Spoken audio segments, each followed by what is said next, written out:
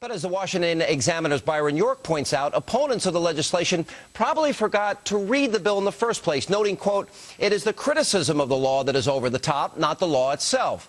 Now, if protesters actually sat down to read the law, they would find that racial profiling is explicitly prohibited. Reaction is former Alaska Governor, Fox News contributor Sarah Palin. Governor, your reaction, first of all, to the law and the reaction by the left.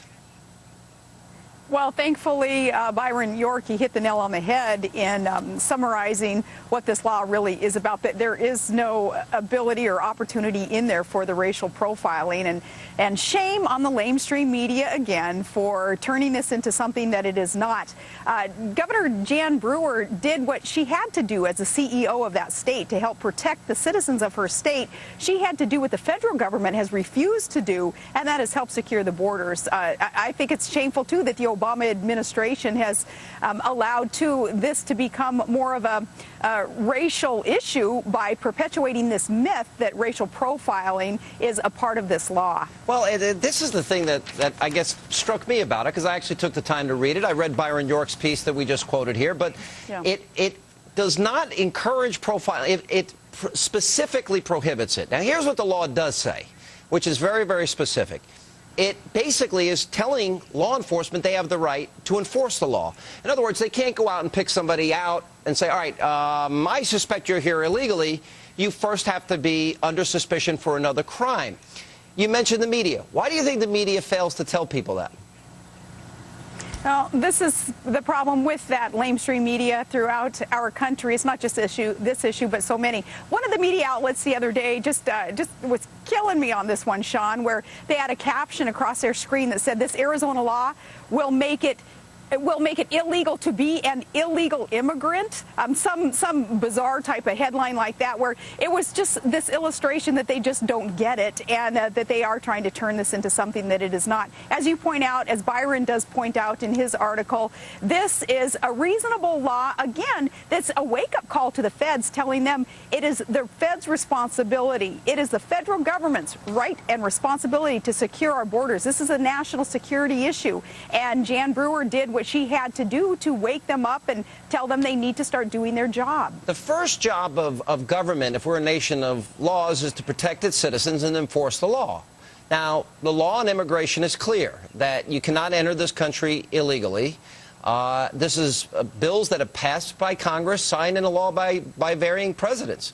Why do you think there's been an unwillingness to enforce this law?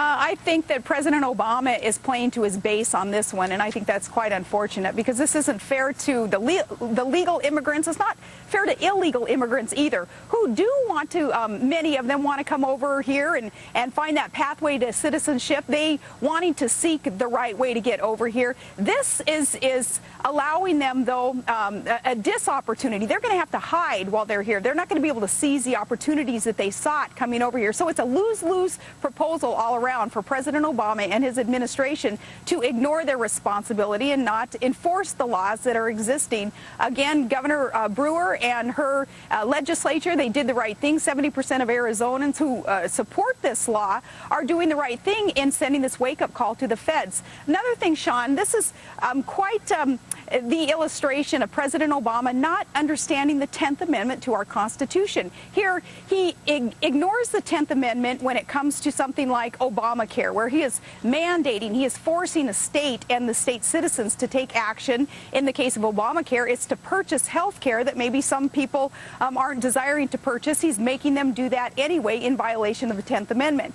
And yet, not respecting our Constitution when it comes to the rights, the responsibilities, too, of the federal government, and making a state take over a national security issue like protecting our borders. He has no concept, it seems, of that 10th Amendment. We know it's being distorted by people, obviously, that have some political motivation. What some of their motivations are, I can't read their minds or their hearts.